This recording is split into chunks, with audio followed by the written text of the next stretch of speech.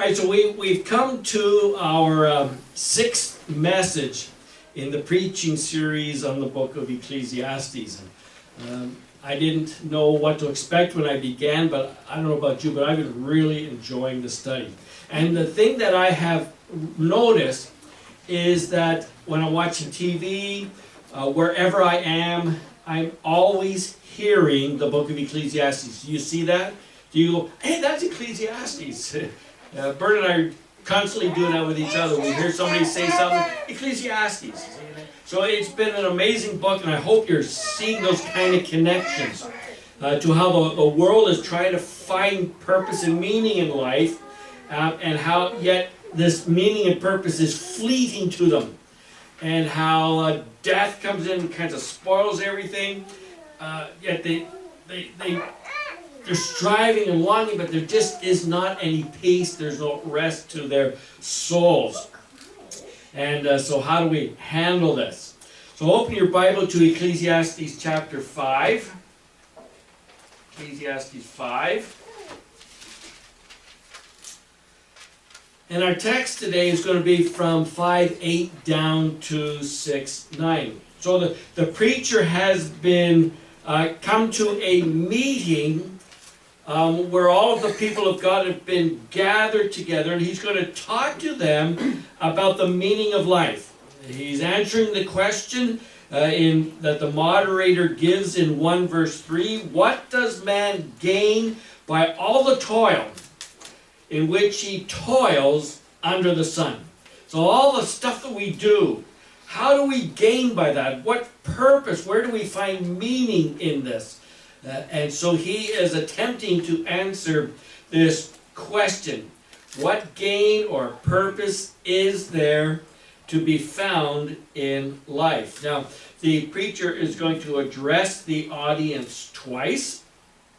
And the first time that he comes to talk to them begins at 1 verse 12. And he's going to share with them all the things that he has learned by observation and by doing in his search for meaning.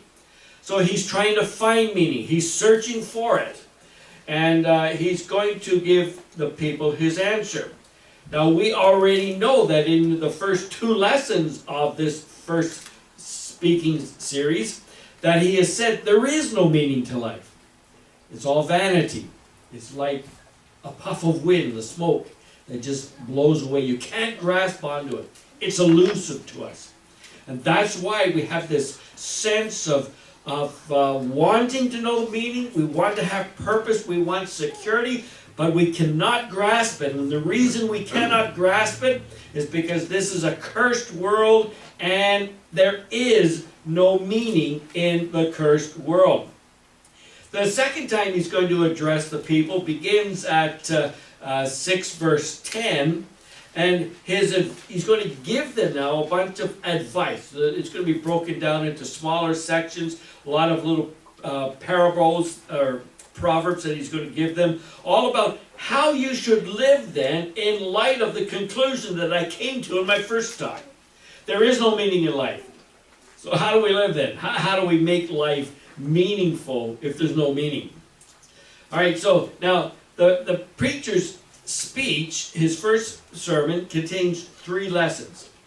So we've already looked at lesson 1 and lesson 2, and today we're going to look at lesson 3. Now this is the screen that I've been showing all along. Now I discovered last week when I looked at the video that I forgot to advance to the screen in last week's message. So I was supposed to have been there the whole time, but anyways, that's my mistake.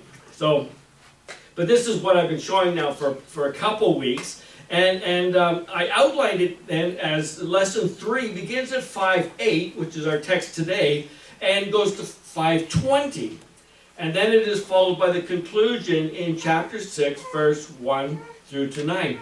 But you know, when I was studying it this week, I just could not get it. It was not making any sense. And so I would study and I'd read and I'd think and meditate, and I have to leave. And I'd come to Bert and I'd say, it's not making any sense. I can't get it to flow together. I don't know it, don't understand what God is saying here. Well, it wasn't until I read one of my commentaries that I discovered the reason it didn't make any sense to me is because it is a chiasm. It's a form of Hebrew poetry known as a chiasm. And so I had it all mixed up. Because we in the West, we think linearly. But in the East, they don't think like that. Now, I'm going to explain to you in a moment here what a chiasm is. But let me go this way. We've got to change it, the verses. So we're going to change it here because the climax is actually 8:20. Right? So we've got to get rid of what we had there and change the verses slightly. So what we're going to do is we're going to, lesson 3 then starts at 5:8 and goes to 6:9, but the climax or the conclusion is in the middle at 5:20.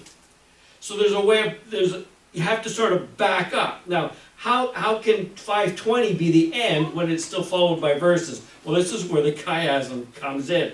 Now, the reason it's called a chiasm is because it follows what is known as the first half of the Greek letter chi, which to you and I looks like a capital letter X. So the X goes straight through like this, while you cut off the last half and it goes looks like the V or the point of an arrow.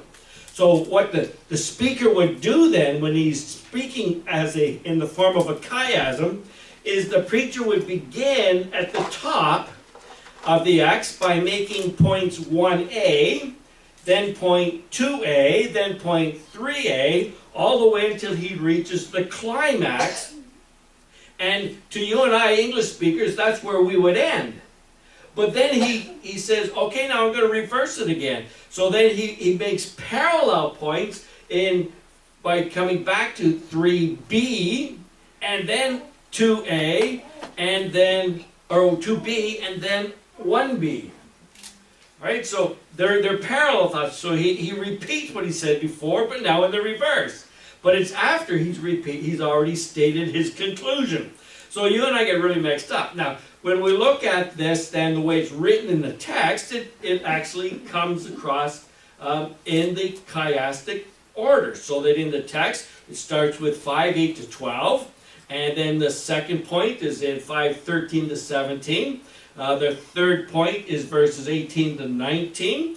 And the climax then is 5:20. That's then followed by 6:1 to 2. Then 6:3 to 6. Then 6:7 to 9. Oh, that all worked without looking. So the lower texts are parallel to the upper texts. But you see, this is where it was causing me problems and where it was hard to follow because we don't think this way. We have to be linear in our structure. So what we're going to do is we're going to put the text together so that it makes sense for you and I. So I'm not going to follow the order in which it appears in the Bible, which is the chiastic order, but we're going to deal with the parallels first. So how it looks then to us is the preacher is going to make 3 points, and here's what we're going to look at. The first point is that the preacher is going to show us that people who pursue wealth to find meaning in life will not be satisfied. And for the simple reason that wealth does not satisfy our search for meaning. If it can't bring purpose and meaning to life, then how can it be the place that we search for it? So it becomes unsatisfying, yet there's an aspect of greed that is also unsatisfying. So we're going to look at 5:8 to 12, then in with that 6:7 to 9. So wealth will not satisfy. The second point then is that the future is totally unknown, and it's not guaranteed. Therefore, it's vain to wait to enjoy your wealth. Okay, so we're going to look at 5 verses 13 to 17, and together it's parallel 6:3 to 6. So wealth is not guaranteed. The third point, he's going to show to us that the meaning of life is elusive and cannot be found, but there's still joy to be found. And you find it in the journey, not in trying to find something in the journey. But the joy, the meaning comes in the journey. In other words, there is no meaning to life, but the journey can be meaningful.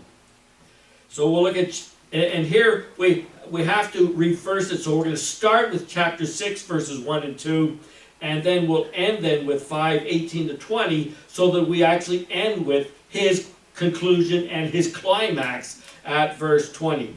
So wealth is found in joy. So does that make sense to everybody?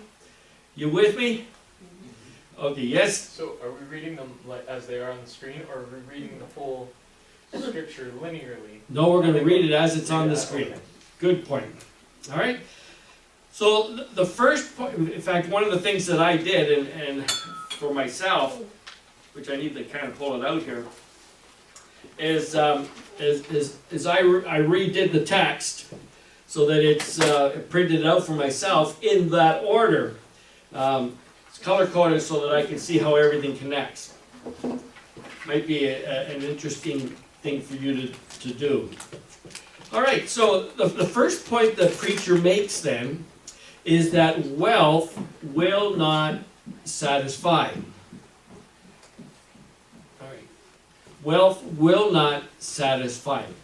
Now, everything about our society is built around money. Would you agree with me on that? Everything in our society is built around money. It is both the goal and the need of everyone. We all need money. We can't exist without money, either in our pockets or our government's pockets, our benefactors' pockets. There needs to be money in order for us to exist in this world. And so it's either our goal to achieve it, but it's definitely the need of everybody to have. When our young people, though, they are taught right from an early age that if you can get a good education, that will lead to a good job, which leads to good money, which leads to good things, which leads to happiness and purpose and security and meaning. That's what our kids are told. But that's a lie. That is an absolute lie, and it opposes what the Bible teaches. And so our kids work hard in the summer times to earn money to get this education, because they're going to get out there and they're going to grab hold of the world and they're going to make a difference. And in their making a difference in the world, they're going to build a whole lot of wealth for themselves, and they're going to buy all of the latest gadgets, and they're going to be happy, and their life is going to be meaningful. It doesn't work that way. In fact, the reality is, I wish I could remember where I saw this statistic, but the reality is that 85 to 90% of grads from universities do not find jobs in their field of study. Wow. You know what that means about education? It's not cracked up to be all that it said it is. It's not all, yeah, what is it? It's not all, yeah, it's cracked up anyways. Right? And, you know, and the only way to actually get the kind of wealth that you're looking for, to have influence in the world, you actually have to find jobs that are only available to a small number of people. I found this interesting statistic on Canada. There are 38 million people in Canada, but there's only 87 families that hold 32% of the country's wealth. Wow! What are the chances that we are going to be of those higher wealth people? No wonder they talk about the 1%. See, becoming wealthy is not easy. So people, what do? Well, they go to casinos and they try to hit the jackpot. Not jackpocket. The jackpot. I got a cliff pot, but that's something different altogether, isn't it? They go to the casinos, The other thing that they do is they buy lottery tickets. In fact, the higher the lottery proceeds get, the more tickets they buy. But the more people that buy tickets, the less chance you have of actually winning. And the odds are so stacked against you, yet people flock to buying these tickets at the end of the month. They're always searching for ways to buy for more wealth. And even in, I was really disturbed this week because somebody put on Facebook, did you see the thing about Jim Bakker? Okay, well, we got this potential epidemic in the world with this on coronavirus thing, right? Yeah, that thing. I can't talk always, But so Jim Bakker, he's saying, I've got the cure. And it's this silver solution, and you can have the cure for $125 a pop. You see, scams are out there because people are suckers to the get-rich schemes. I spent over 30 years in the financial service industry, and it was always, I was always losing clients to the guy that comes along and says, I got a sure thing for you. And I'm giving them a plan that's going to steady and carry them through. It's going to take years to accumulate. But along comes this guy and says, I got the sure thing, and you'll get wealthy right away. And the other thing that I discovered about my clients, I was managing, I think at one time my office was up to almost $10 million, if I remember right. And I was the manager of the office, okay? And here's the thing that I discovered about people. I can tell you on one hand how many of my clients actually followed through on the plan I gave them. Because here's what happens.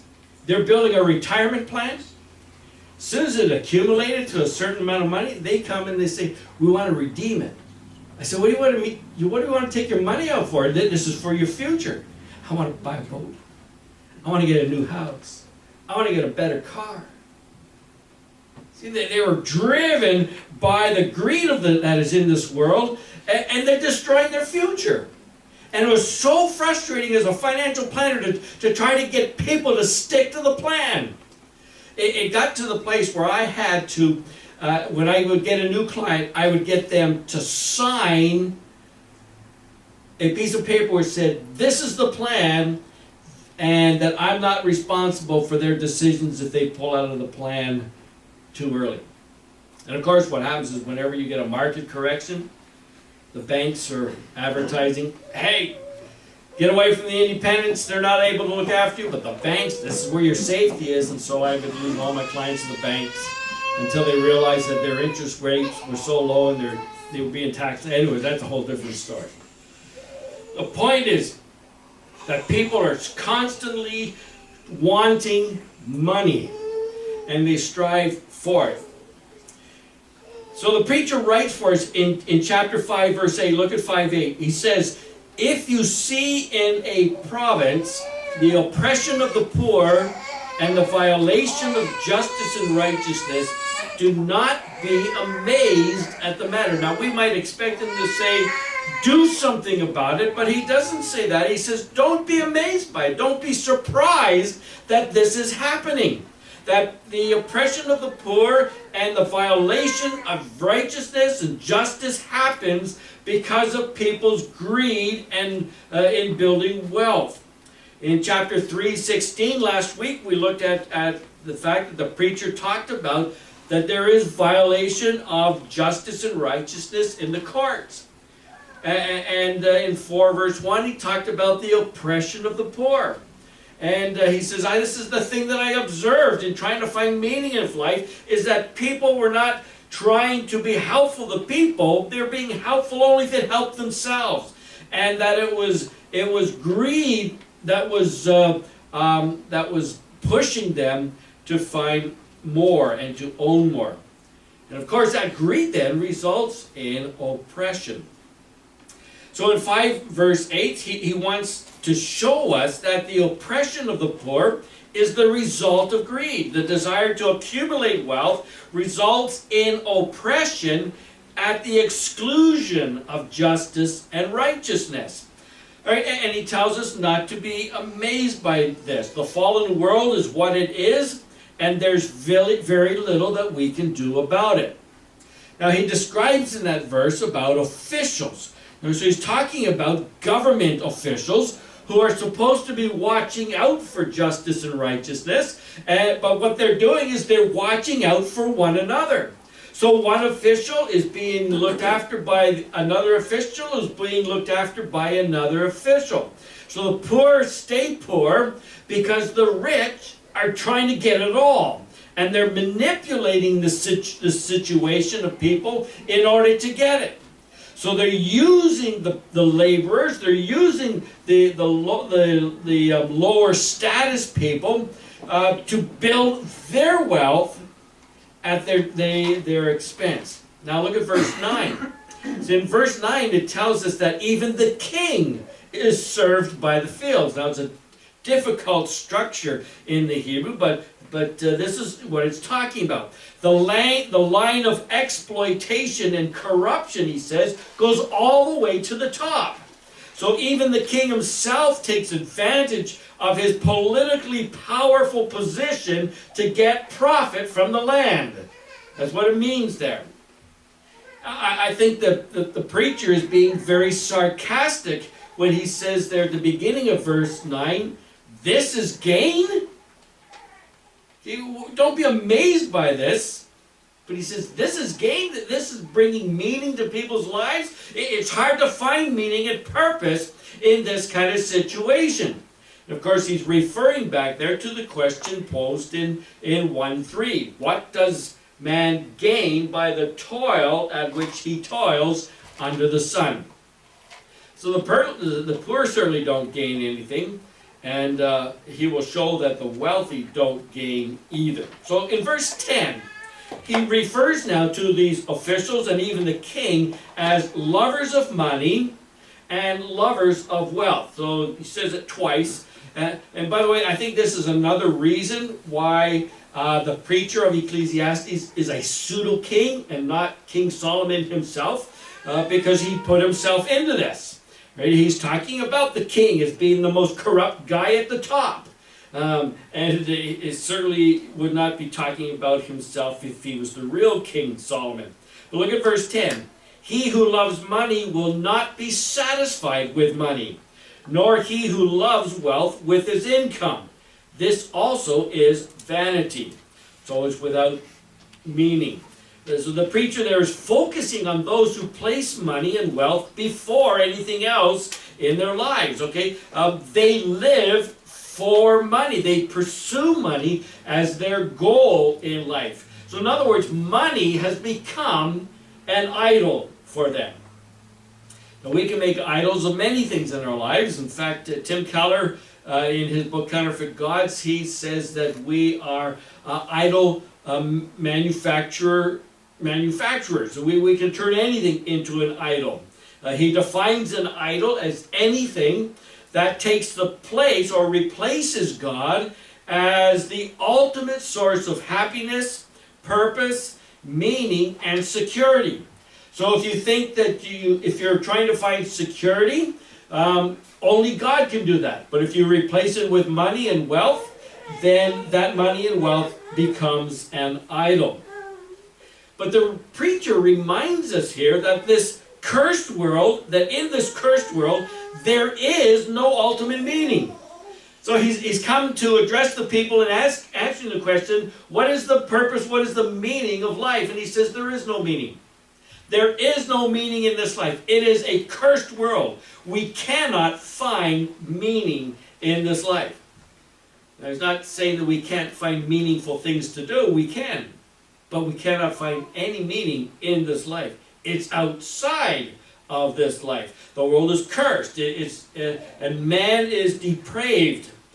But he wants meaning. Man needs meaning. He's got eternity in his heart. He needs to have purpose and meaning and security. But as Romans 1 tells us, he suppresses God as the one who brings those things, and so he tries to find it somehow in this cursed world. And he looks for it, he searches for it, he thinks he can find it in the possession of wealth. And of course, with some people, it shows up very greedy, more greedy for some than others. And part of his point is that you can't even satisfy the greed. Because you always want more. Just look at the financial elite in our society, and they will tell you if they're truly honest, and I've heard some of them say, that I got to the top and I had it all. But I was feeling so horrible. I had no sense of purpose or meaning, even though I had everything. So the preacher sums up his point by reminding us that this also is vanity. Now, like the preacher, the Apostle Paul warns us in 1 Timothy 6:10 that the love of money is the root of all kinds of evil. It is through this craving that some have wandered away from the faith and pierced themselves with many pangs. And Jesus himself also warned the disciples, the people that were following him in Luke 2 or Luke 12:15. He said, "Take care, be on your guard against all covetousness, for one's life does not consist in the abundance of one's possessions." So we come to verse 11 of chapter 5, and the preacher says, "When goods increase, they increase who eat them. And what advantage has their owner but to see them with his eyes?" So what he's talking about here is that when wealth increases, so do the consumers of that wealth. So the wealthier I get, so what happens? I start getting rich, so I buy a fancier car. I buy a bigger house. Now I need new insurance that costs more. I need an alarm system to protect what I have. I need a riding lawnmower. When we bought our house on Walbridge Lawless Road, I had a push lawnmower at the beginning, and I couldn't keep up with the grass because I had almost an acre of grass, and so I needed a riding lawnmower. And then in the wintertime, I needed a snowblower because there's too much driveway for the amount of snow. Now we never did this, but some people, of course, when they get this big house, and particularly in the days of the Ecclesiastes, they needed a maid. They need a whole bunch of maids. They need an upstairs maid and a downstairs maid. They need a cook. They need a gardener. They need a pool man. They need an accountant, and they need a broker. And then there's the family that comes out of the woodwork, okay? I got a nephew that I never knew I had before because I got money now. And then there's the old friends that had walked away but now have come back. And then there's the new friends. And of course there is the tax man who shows up at the door every year. I mean, did you know that the surest way to find friends in this world is to win the lottery? Did you know that? Part of my marketing is we would watch for people who won the lotteries, and when it was announced in the newspaper, then we would send marketing material. I never ever got one of them as a client, but nevertheless. So, what advantage has the owner for himself? Because he's trying to build wealth for himself to find meaning and purpose and happiness, and all he's got more bills. And with the more bills comes more responsibility and more worry and more headache. And he says, what advantage is there for the owner? All he does is watches the money passing through his fingers. In verse 12, the preacher tells us that the wealthy don't sleep very well as a result of the worry. And of course, the irony in that verse is that the laborers, the poor people in verse 8, they do sleep well, even though they don't enjoy the same level of prosperity because they put in a hard day's work and their bodies are tired, so they sleep and they don't have the same kind of worries. In the parallel text now, so you go down to chapter 6, verses 7 to 9, the preacher tells us that the real reason wealth doesn't satisfy is because it doesn't bring peace or rest to the soul. Okay, in 6 verse 7, he says, his appetite is not satisfied. Now at first we think he's talking about eating. That the wealthy people, they just glutton themselves and they eat a lot of food. Well, he's talking metaphorically here. And he's not talking about eating food, and he's not even talking about his appetite for wealth. This word appetite is actually the word that is translated soul.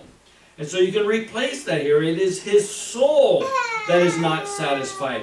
He's searching for meaning. He's searching for purpose. He's searching for security. And he gets all of this wealth, and he's got all these bills and all these people clamoring for his money. And he's searching for rest, but it's never coming. His search is never ending. You can search and look all you want. You'll never find it in the cursed world. Part of the curse is that there is no ultimate meaning or purpose to what we do. Again, that doesn't mean that there aren't meaningful things that we do. It just doesn't provide any meaning to life. And it doesn't matter in verse 8 whether you're a wise man or a foolish man or a rich man or a poor man. We all want meaning. We all want purpose.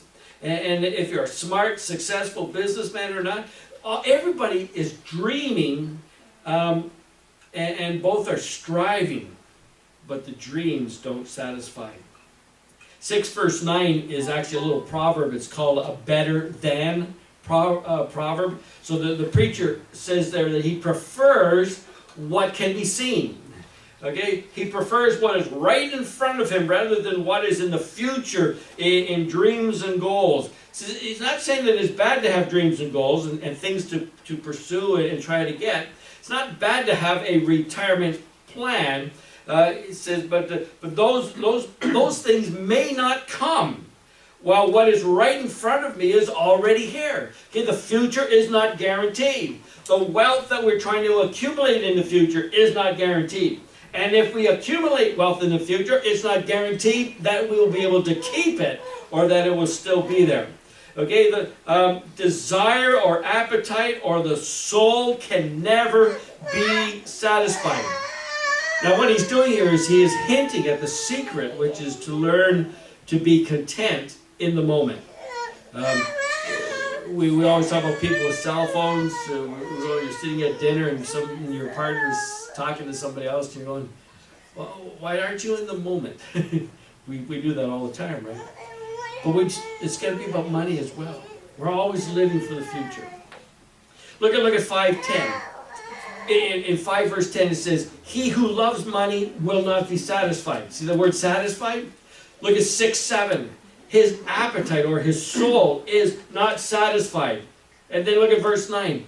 The wandering of the appetite or the wandering of the soul, which is talking about that searching. It just wanders and it never finds. It's never satisfied. There is no peace. There is no rest. There is no meaning that can be found in this world. The search for meaning is elusive. And what does he say? This also is vanity and a striving after the wind. All right, having made this point that wealth will not satisfy both the desire for wealth and the search for meaning, the preacher now moves to his second point, which is that wealth is not guaranteed. Of course, he's already brought that in a little bit. So for this point, we've got to go back to chapter 5, verse 13. So look at verse 13. There is a grievous evil that I have seen under the sun. All right, so he's talking about, he's observing again. He says, this is an evil thing. What is it that is evil? Riches were kept by the owner to his hurt, and those riches were lost in a bad adventure. And he is father of a son, but he's got nothing in his hand. What's he talking about there? Well, he's telling the story of a wealthy man who's been storing up wealth for his son as an inheritance. He's not only trying to secure his life, but he's trying to secure his son's life. But by some bad adventure, and he doesn't tell us what that bad adventure was, he loses it all. And he no longer is wealthy. He sacrificed, it was to his own harm that he tells us that he sacrificed the comfort that his wealth could have given him, and now he has nothing to comfort either himself or his son. And what the preacher, and so look at verse 13 here. What does the preacher call this in verse 13? He calls it what? A grievous evil. Now you need to understand here that the evil is not that he lost everything. That's not his point. What he sees as the grievous evil is that he didn't enjoy it while he had it. He was saving up his joy. And then when it came time for that, he had lost it all. It kind of reminds us of the rich fool in Jesus' parable in Luke chapter 12, verses 16 to 21. Hey, what does he do? He's getting wealthier and wealthier, and he realizes, hey, my barns aren't big enough to hold all my grain and all my goods. So he tears down his old barns and he builds bigger barns. And he says, I'll just be able to store all this in here, and in the future I'll be happy, and I can eat and drink and be merry and have this great life. But what does God say to him? God says, fool, this night your soul is required of you, and the things you have prepared, whose will they be? He's hoarding it and not enjoying it. And Jesus concluded there, so is the one who lays up treasure for himself and is not rich towards God. See, that's his whole point. They're trying to find purpose and meaning and security in their wealth. And they're not able to enjoy it now because they're trying to build something for the future. But he says ultimately it's not even in that. It's in God. Now verse 14. There of course are many ways that one can lose their wealth, but the point is that overnight these rich people can become poor. Wealth is not guaranteed. Verse 14 then emphasizes that he has nothing in his hand. That always reminds me of the hymn that says, nothing in my hand to the cross I cling. Nothing in my hand I bring. Nothing in my hand I bring, but simply to the cross I cling. I can always depend on Bernard to get it right. But he's talking about now this guy's wealth. In other words, there's nothing we can earn our salvation for. Nothing we can bring to make God be graceful to us. But he's got nothing. A lifetime of toil, a lifetime of hoarding, and it's all gone. And he's so destitute here that the preacher describes him as being in the same state as he was when he was born. And then this is where it's reminiscent of Job.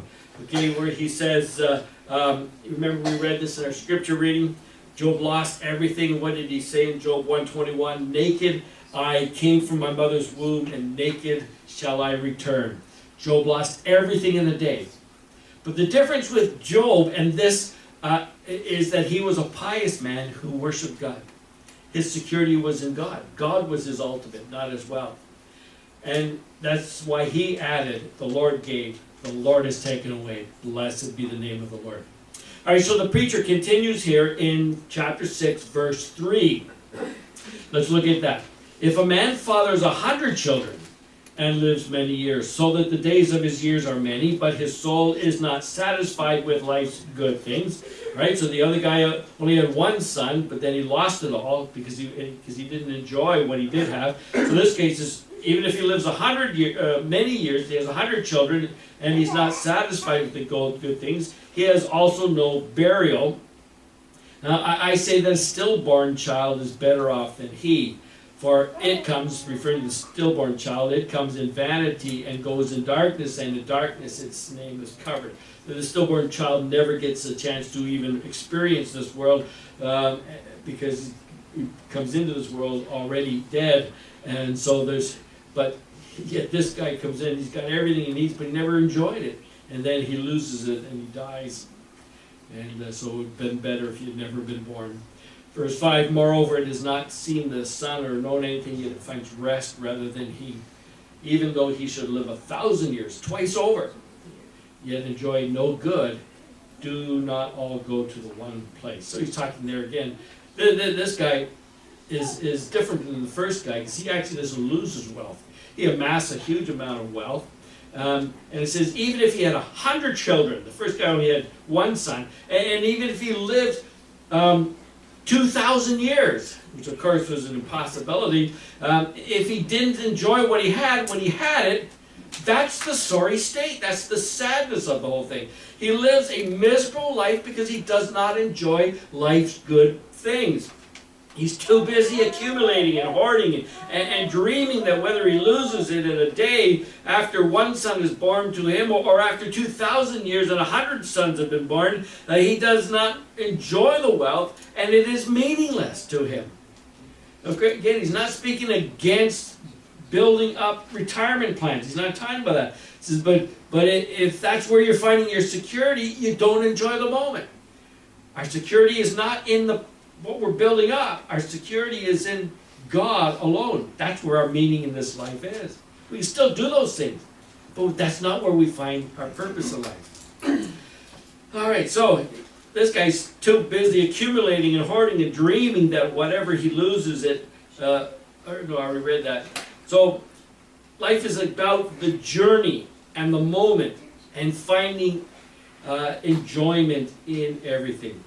So the future is unknown, it's not guaranteed. In this cursed world, the calamity could be right around the corner.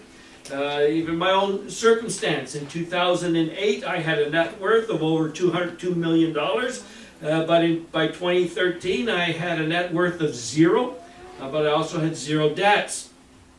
But I also had the addition of cancer. So we don't know what life is doing, where life is going. But what do I say? Because my security is in the Lord, who has given me a life that He has planned, and it is a gift to me, and it's the best life, whether the things that I go through are hard or not. And so what do? I say with Job, the Lord gives and the Lord takes away. Blessed be the name of the Lord. All right, so we come to the third point. The preacher moves to the third point. Wealth, he says, is found in joy. All right? So he's not talking about money wealth now. He's talking about the true wealth of contentment, of peace and rest to the soul, that it is actually found in finding enjoyment in every aspect of our lives. Okay, so we're going to begin here now at chapter 6, verse 1 and 2. Then we're going to come back to chapter 5, verse 18 to 20. So in 6:1, the preacher begins the same way as he did in 5:13. There's an evil here. Right? He's really disturbed by the fact that these people are striving for meaning, but they can't find it because they don't enjoy life. They don't know what it means to enjoy life. He says, there's an evil that I've seen under the sun, and it lies heavy on mankind. A man to whom God gives wealth, possessions, and honor, so that he lacks nothing in all that he desires, yet God does not give him the power to enjoy them, but a stranger enjoys them. This is vanity. It's a grievous evil. Now the key there is, what does it mean when it says that God does not give him power to enjoy? So he's talking here, giving us another story of another wealthy man, and there's no tragedy here. He doesn't lose his wealth, he lacks nothing. He can buy anything that he wants, but he doesn't.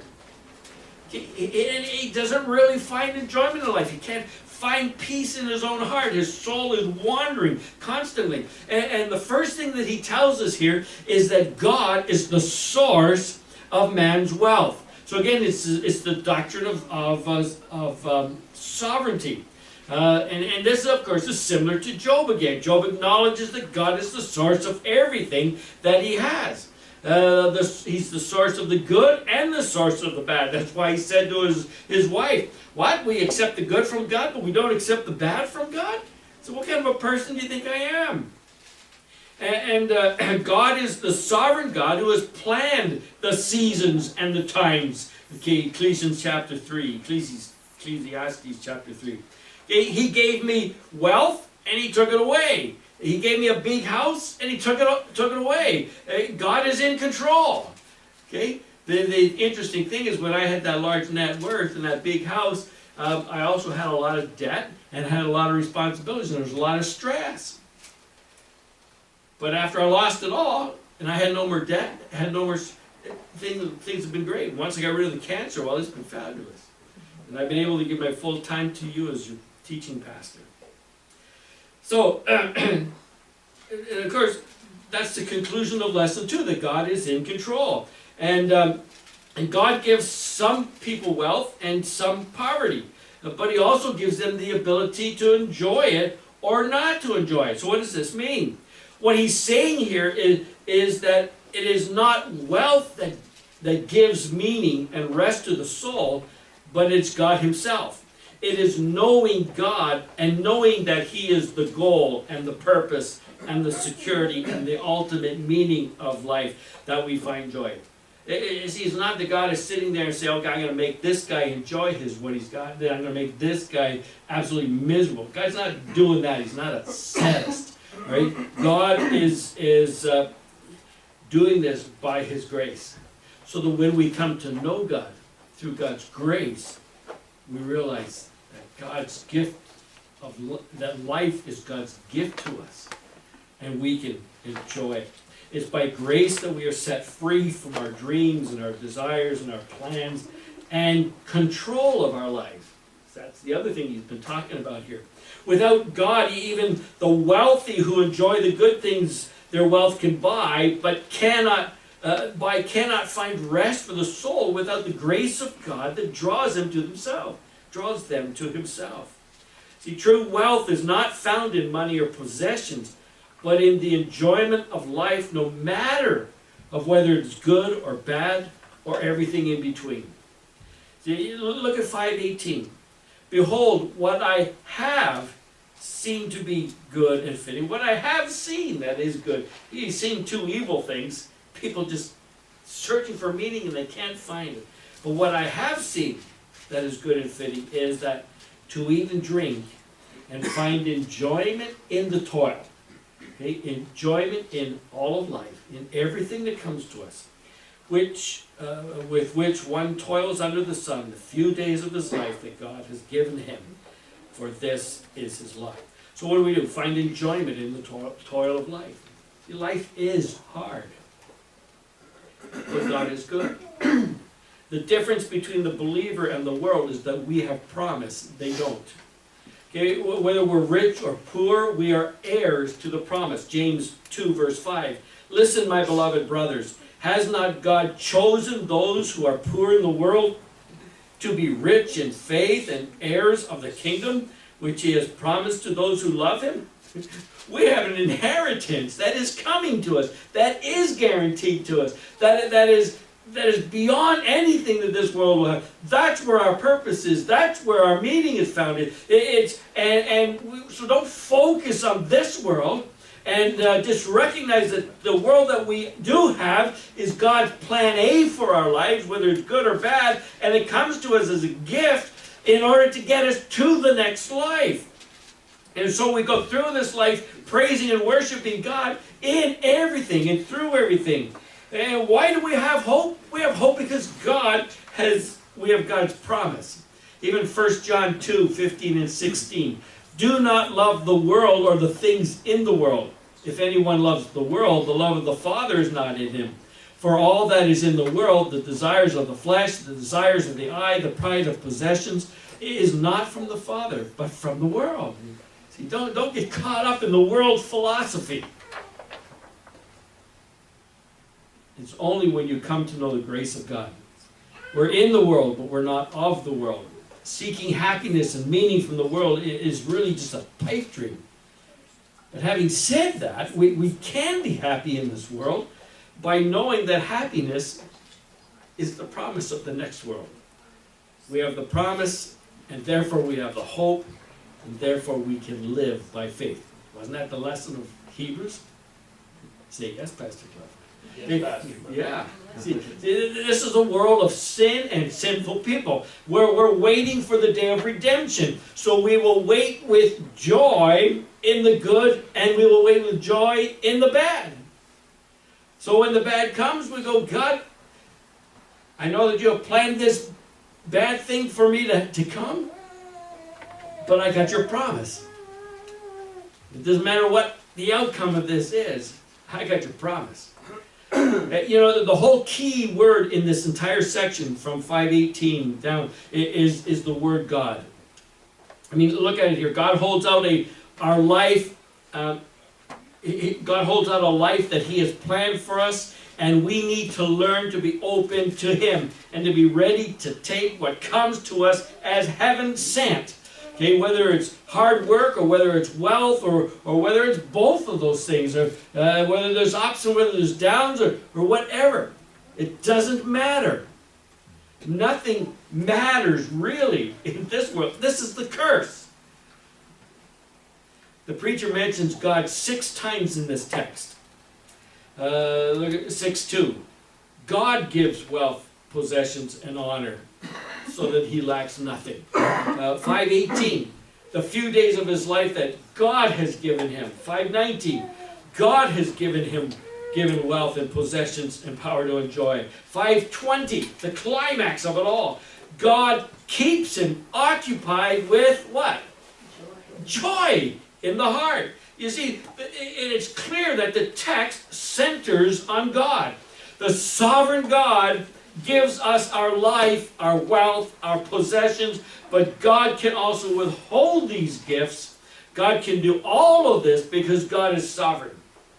The life we live is God's gift to us, not the life we want.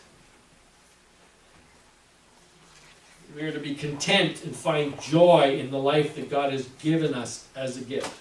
Of course, this has been his theme right through his entire first sermon. When we look at 2:24, there's nothing better for a person that he should eat and drink and find enjoyment in his toil. What does he say? This also I saw is from whom? The hand of God. Okay, 3:13, everyone should eat and drink and take pleasure in all his toil. This is what? God's gift to man. Okay, 5:18, what I've seen to be good and fitting is to eat and drink and find enjoyment in all the toil with which one toils under the sun, the few days of his life that God has given him. And 8:15, he's going to get to these in his next lesson.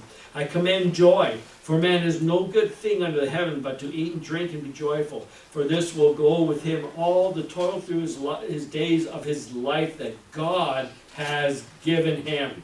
Okay, and then 9:7. Go, eat your bread with joy, and drink your wine with a merry heart, for God has already approved what you do. You see, he's not talking about just be happy. He's talking about acceptance and contentment and peace and rest. And that only comes by having a relationship with God. That's what the preacher is ultimately looking at. There is no meaning to be found in this world. And they're constantly trying to find it, it just won't happen. And to pursue wealth doesn't bring any satisfaction to the soul at all. The biblical storyline, it shows us that how we live in this world that's been corrupted by our own selfishness and sin. That evil that resides in us can shatter any joy that we might have. But the Bible teaches us that we don't let our circumstances control our happiness or our joy. We can be joyful in the midst of our sorrow. By the way, I quoted that from my message on Christmas Sunday, when I talked about the gifts that come from God: peace, love, joy. You know, at this time in Israel's life, they've been in Babylonian captivity. They finally come back to their land. They're trying to find peace and they're trying to find meaning to their existence. And the prophets are reminding them of the earlier prophets who said, hey, look, we need to rebuild the city, rebuild the temple, because God's sending his king. There's hope coming in the future. And one of the things that they're reminded of is Isaiah, in Isaiah 51:11. The ransom of the Lord shall return, which is what has happened, and come to Zion with singing. Everlasting joy shall be upon their heads. They shall obtain gladness and joy, and sorrow and sighing shall flee away. And of course, the Israelites, while the Israelites waited, they chose to anticipate that future redemption that is going to come through their king. And they saw that all of their problems are going to be taken care of. Now, they thought it would be in this life, but he's talking about the life to come.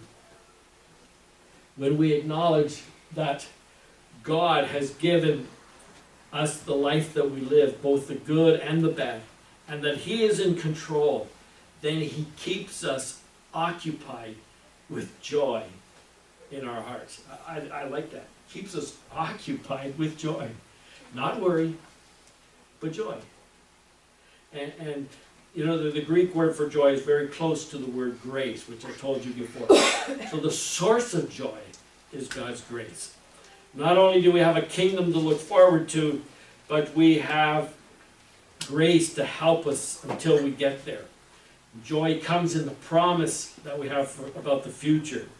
That's why Jesus taught us in Matthew 5:11, when others revile you and persecute you, rejoice and be glad, for your reward is great in heaven. That's what biblical joy is all about. So friends, the preacher's message here is very clear.